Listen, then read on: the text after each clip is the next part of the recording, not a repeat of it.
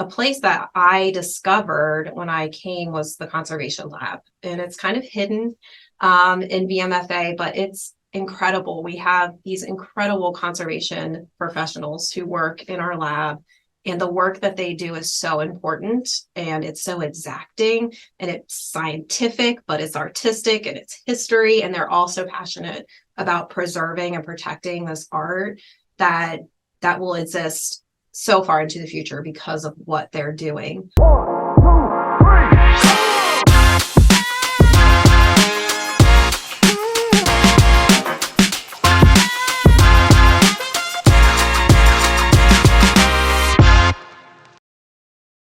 Welcome to America's Healthiest City. I'm your host, Will Melton, and today we have Kathryn Blessing, the Corporate Director of Corporate Relations for Virginia Museum of Fine Arts. You never get it right on the first time. We're excited to have Kathryn here, but before we get started, if you're joining us for the first time, please visit americashealthiestcity.com to check out the ideas board, leave your comments, and perhaps submit a new idea for the board so that we can become the healthiest city in America by 2033. The whole community is a part of this project, and we'll invite businesses, nonprofits, government agencies, and academic institutions to be ambassadors. So go check that out, americashealthiestcity.com. But without further ado, Kathryn, welcome to America's Healthiest City. Thank you for joining me. Thank you so much for having me. I'm really excited. It's my first time behind the mic, so okay. Well, got some nerves. We're gonna be easy on you. I will just set this up. You and I met after a corporate social responsibility keynote, or no, what would you call it, a panel discussion that I was on. Mm-hmm. And we were talking a little bit about sort of the impact of mental health and the need to address things across society as a whole, and kind of what this whole program is about. Right. And you challenged me, and I was grateful for that. And as somebody who's involved in design and art, you challenged me in a really good way. And you said, well, what about art? What about creativity as a driver for community health and well-being, and you stopped me in my tracks, and so here we are. I wanted to, before we get into that, I wanted to just let folks know who you are, because this show really is about the people who are here in Richmond making a difference. I can't wait to talk about your background, because you've touched a lot of different nonprofits in the community, so you have a unique perspective. Let's start out. Are you from Richmond, or did you move here, and tell me about that? Yeah, I am not a Richmond native. I've been here since 2007. So I say I have the little R, not the big R, not the capital R, Richmonder. I grew up in a small town in Maryland called Hagerstown, Maryland. And it was a great place to grow up. And it had all the things that I think a kid needs to learn about the community and find things that resonate with them. So just grew up in a little town in Western Maryland. And then you went to George Mason University for your undergrad degree? I did. I went to George Mason, and this was before the Final Four, so no one knew what George Mason was really. And people would say, oh, do you mean you're going to James Madison? And I'd be like, no, I'm going to George Mason. But they had an outstanding flute professor there named Judy Lapple.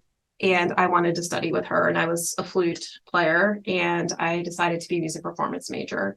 And so when you're going into that, finding that professor or that teacher that you really gel with is the most important thing. And that's how I ended up at George Mason for 4 years. Cool. So a loss to Maryland, but a gain for Virginia. You moved here and you went to American University. Is that in DC, or is that in Virginia? That's in Northwest, in DC. Okay. Yeah. Tell us a little bit about that. You got your master's in arts management. That's right. So, when I was going to school, I knew I wanted to be in music. And at that time, this was, 2001, basically you could either become a teacher or you could go into performance. And that seemed like the only two tracks that were available as far as making a career in music. So I went for performance because I knew I didn't want to be a teacher. And pretty soon I started going to auditions, and you show up to auditions and there are 100 other flute players who are amazing and just as talented as you are, and you're all fighting for one position. And it became kind of clear to me that I needed to find a different way to stay involved in music and be able to make a living for myself. And one summer I worked at Wolf Trap. I got to be a hospitality person. So I was the girl that bought all the beer, that bought all the snacks for all the acts. But because of that, I learned about what goes on the other side. all the people that make performances happen, that make orchestras run. And I discovered the field of arts management. So it just happened that American University had one of the best arts management programs, and one of the longest standing ones in the country at the time. And so I applied to go there and thankfully got in, and the rest is history. I had a job before I graduated, and just have followed that path ever since. Well, we'll get to the VMFA here in a minute, but I think everybody who picks up an instrument when they're young in life, a lot of folks they put it down and they don't pick it up again. And that was my story with the trumpet. So my question for you is, when was the last time you picked up the flute? Oh, my mom is going to hate this answer.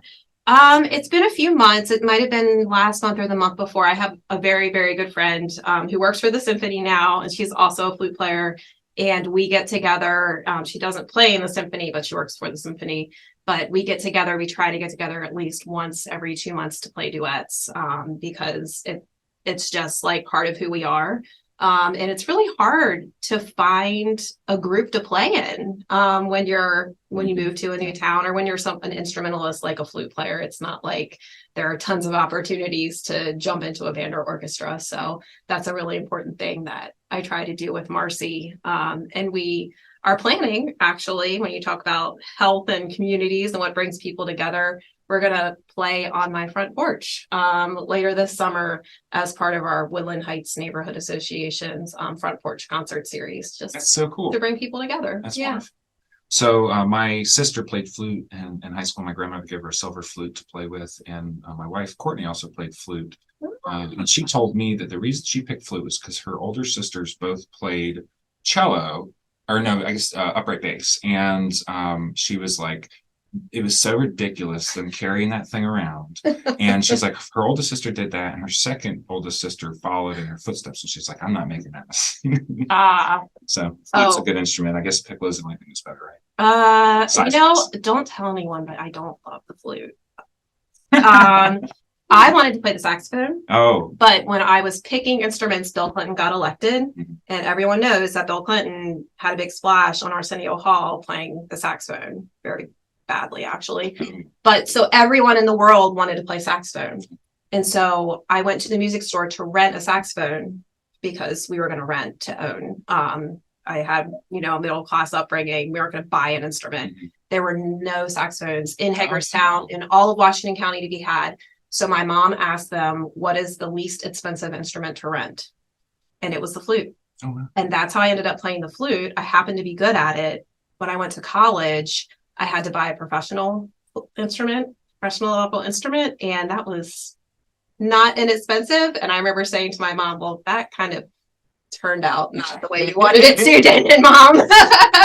Oh, yeah. I still play it to this day. Yeah. Did you ever learn how to play on a reed? No, I never learned. I played piano as well, but I never learned any other instruments. I just stuck to flute. I wish I had played the cello. Well, I'm going to get us in trouble if we talk about music all day. So, yeah, probably. I could do it too.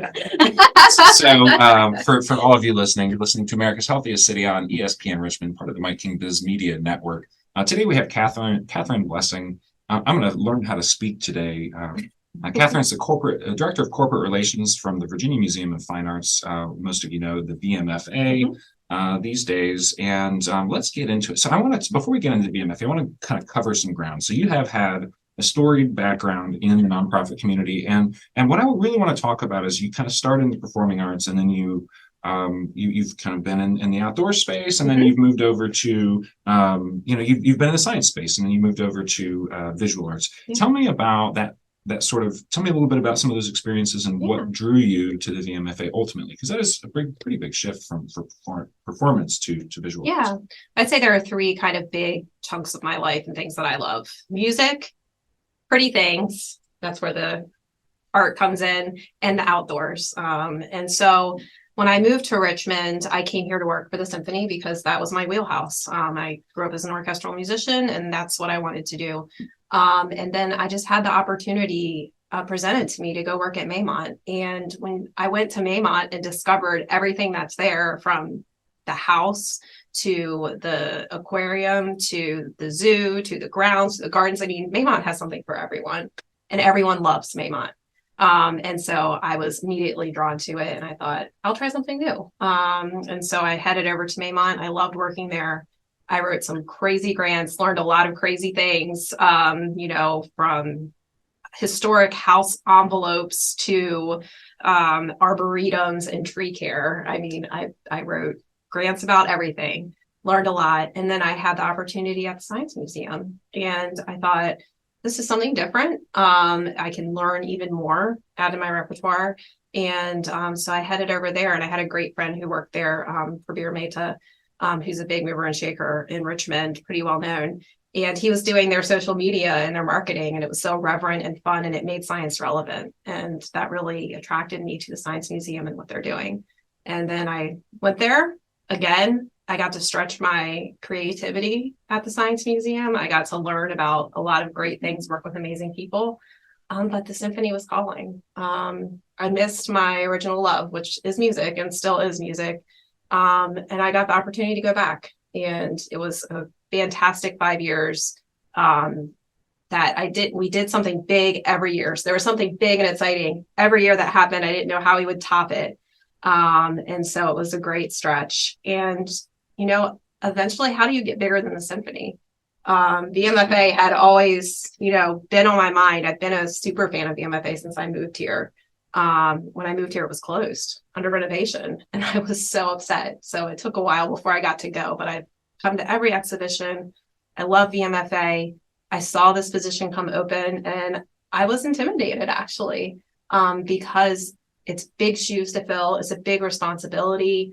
And I want to make sure that I do what I need to do to keep VMFA vibrant and supported and pull more people in. But it's so exciting. I mean, it doesn't get better than working at VMFA. The talent and the scope of what the institution does and the love that the community has for the museum is so inspiring every day.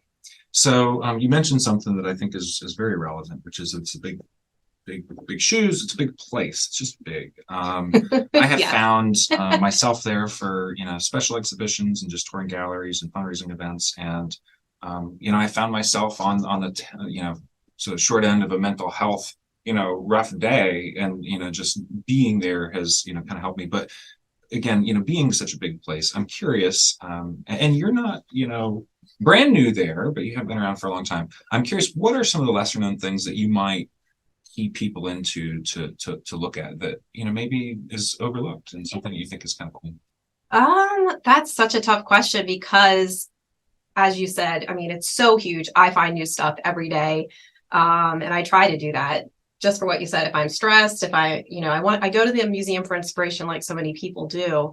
But a place that I discovered when I came was the conservation lab, and it's kind of hidden in VMFA, but it's incredible. We have these incredible conservation professionals who work in our lab, and the work that they do is so important, and it's so exacting, and it's scientific, but it's artistic, and it's history, and they're also passionate about preserving and protecting this art that will exist so far into the future because of what they're doing. And everyone who goes in there is always, we have to pry people out. We've had donor events, and they get in the conservation lab and start talking with our conservators, and we can't get them back out. We're like, guys, there's cocktails, and they don't want to leave. It's just incredible work. And the great thing about our conservation lab is everything is treated with that same amount of respect. And the approach is that we're going to conserve this, and this is important. It's an important piece. It's an important story. It doesn't matter how, quote, valuable it is. It's valuable to us. It's valuable to art. It's valuable to Virginians. And that's why we're going to take our utmost care in keeping this for the future. And I just have a huge amount of respect for them. And ask about conservation when you go to VMFA, and give me a call. I'd love to give you a tour of conservation lab. It's just incredible work that people don't realize is going on right here. So let's talk about that, because I think it's interesting. You and I kind of had this conversation a while back about the competition for fundraising between social services and the arts. And I come from social services, and I said, oh, it's so depressing how much the arts get. But then you start looking around and you say, wait a second, there's a science behind the preservation of historic art pieces, and there is the an intentional investment in that. And so, we can go back full circle a little bit to what we talked about in the beginning and talk about the value of art, the impact of art on the community, because I think that's the piece that for people that don't study art regularly, and even people who are in the business of creation, may not always really recognize the economic value of art or the value of art to society. So maybe you could touch on that a little bit and drop some nuggets. Yeah. That is such a difficult conundrum when you think about resources and limited resources and what do you fund. Being in the arts, it always seems like the arts are the first thing to go because it's looked at as a frivolity, right? If you don't need art, right? You need food, you need housing, you need healthcare. All these things are vital, are incredibly important. But my question to everyone is, when you take care of those things, what is it that gets you out of bed? What is it that gives you a connection with the world?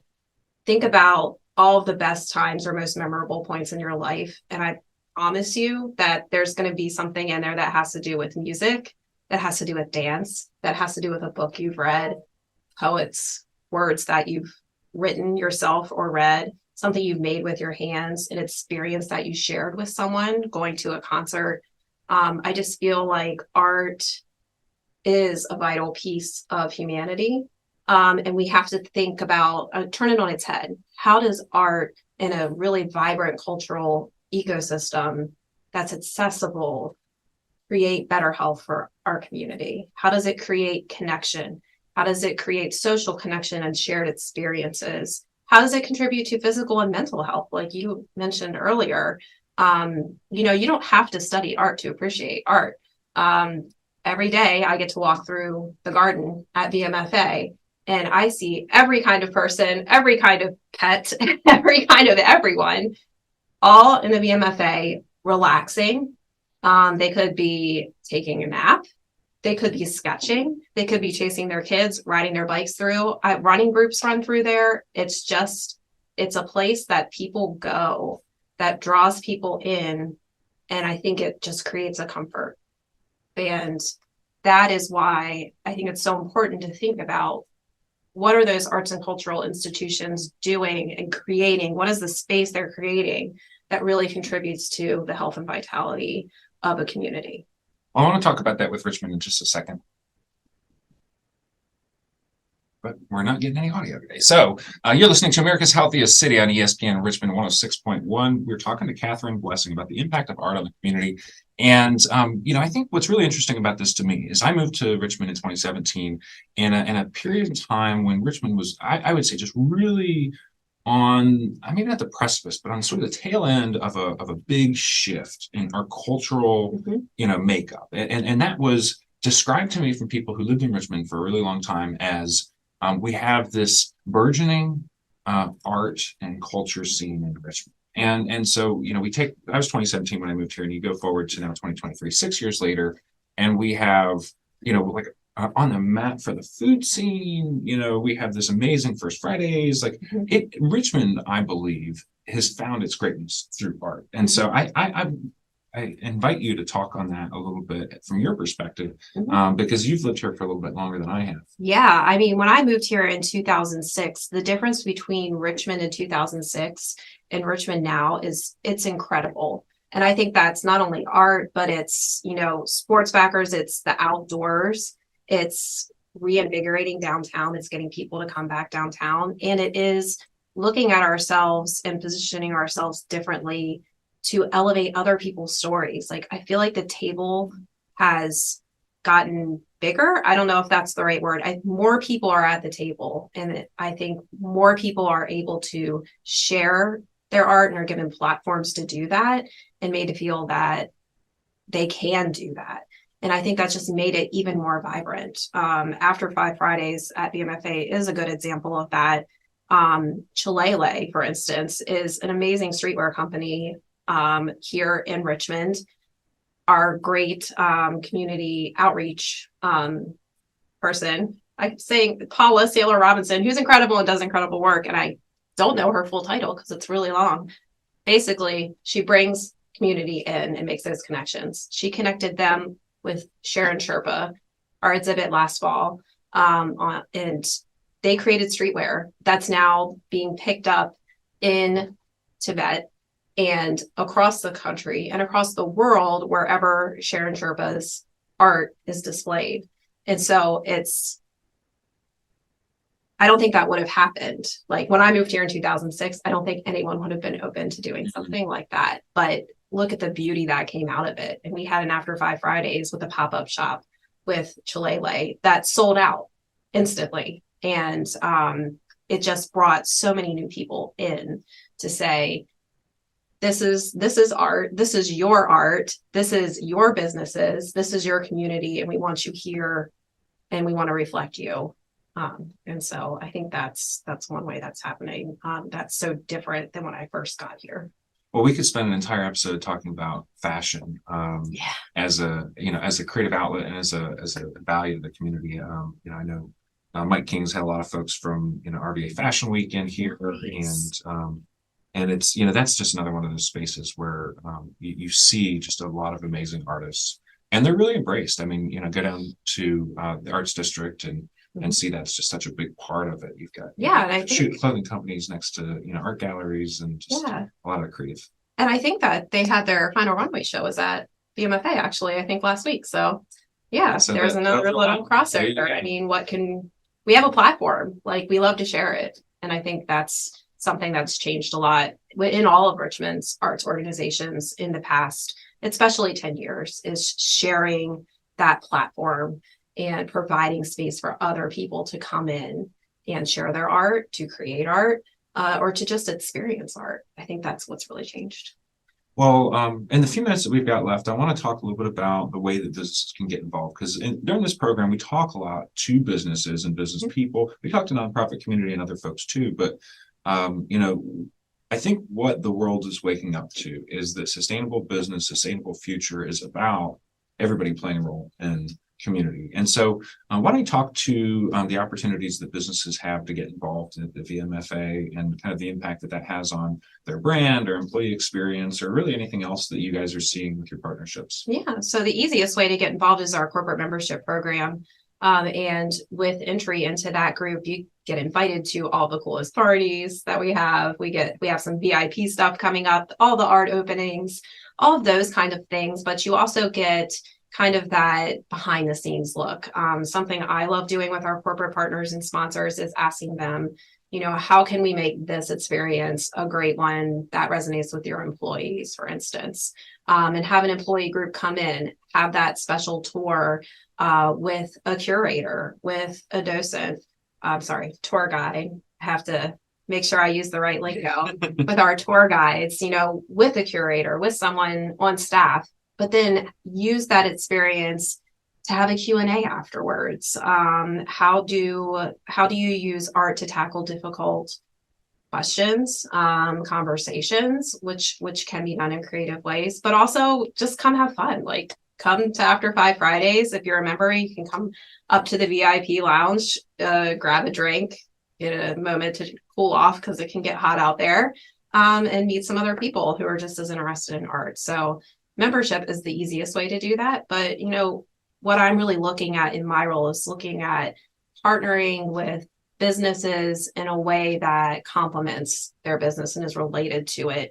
For instance, Conservation Lab, let's go back to that. They use DuPont products in our conservation lab to do this incredibly important work. And this is an industry standard. And DuPont has a huge plant in Richmond. They aren't a partner yet, but they're on my list because what an amazing story to tell of DuPont, who manufactures this product in Richmond, which is used on these pieces of art to conserve and preserve for the future. And I don't know if they even know that's being used in that way. So I'm always trying to look for those avenues and the way that business and art intersect. Well, I love the creativity, and I'm sure that this broadcast will make its way to DuPont and somebody there who's important enough to hear this story, because we're all about connecting folks here. So a couple of things, before we run out of time, I wanted to give you the opportunity. So the Ideas Board, for those of you who haven't gone to americashealthiestcity.com, the Ideas Board is really just a place for the community to come and inject their own small or big ideas that we can adopt as a community to say, we're going to move closer to community health. We actually have had, we went to Teen Summit back in March, and we had about 35 young people from 3 different school systems that submitted ideas. So it's open to everybody. Please go there and submit your ideas, or check out the ideas. You can leave comments on ideas that people have left if you have a way that you can add to that idea, or you think you can connect the person who left that idea to progress on that thing. So Kathryn, for you, I'm going to ask, do you have something that you'd like to add to the Ideas Board? Oh man, I have so many ideas. I really just want to put out that whole idea of think about art. I want to challenge the community to think about arts and cultural institutions that have made that impact in your life, and start thinking about them and how they feed into the health and well-being of our community beyond the dollar, because we know that arts drives dollars, but arts drives health. And I really want us to think about what it means to have an accessible arts and cultural community in Richmond that's well supported, that anyone can take advantage of. We'll add that to the board for you, and we'll encourage folks to leave their comments on that, and maybe start to make a list of some of those organizations and places that folks can get that outlet. Another thing I'll invite you to, so again, this program is about talking to people who are making a difference, and you've no doubt made a big difference as you've worked with these different organizations and helped to raise capital that have done such important things for our culture and for our well-being. I invite you to share the name of somebody else who you would recommend we could perhaps invite on the show, who you think is a change agent making a big difference in the community. Yeah, this was hard to do, but I've got to choose an organization and a person. Same thing. Girls on the Run of Greater Richmond. Kathryn Estevez is their executive director. Tiny, small but mighty team there. And this organization, it's close to my heart because I'm also a runner. But their mission is to inspire girls to be joyful, healthy, and confident using a fun experience-based curriculum which creatively integrates running. And it really focuses on life skill development. It focuses on confidence, character, care, making connections, and community. And it's for girls 3 to 8, grades 3 to 8. So it's at that really critical time of middle school. That's particularly challenging for girls. And they do incredible work. Tiny organization serves thousands of girls every year. I would love to, shout out to Kathryn Estevez and her small but mighty staff and board of directors who are doing really great work in that area for young people. Well, we'll talk to her and see if we can get her on the show. I take note of the fact that, just physical endurance is a really wonderful outlet for teaching people perseverance and personal strength and a lot of that stuff. So it sounds like a really great duo, and I'm sure there's more things going on than just those couple of pieces. Yeah, it's so much more than running. It's really about that team effort. And I've gone to the celebratory 5Ks for these girls, and the entire team will cheer on that last girl who's still out there. They will make sure she crosses that finish line. And that's a really powerful statement about the power of community and working together and supporting each other. Well, thank you for that very much. And thank you for joining us on this show. Thank you. I encourage everybody to go and check out, I guess it's Fridays after 5 or Friday after 5? After 5 Fridays. After 5 Fridays. And that runs through? It's every Friday throughout the year, but the summers it's especially fun because we get out in the gardens. The weather is great. Come check us out every Friday starting at 5. And don't forget that VMFA is free for everyone 365 days a year. It's the only museum in the country that is. Wow, that's great to know. Yeah. I learned something today. All right. Take it. Well, thank you for joining us on America's Healthiest City. Please visit americashealthiestcity.com. This is ESPN Richmond 106.1, part of the Mike King's Biz Media Network. We'll see you next time.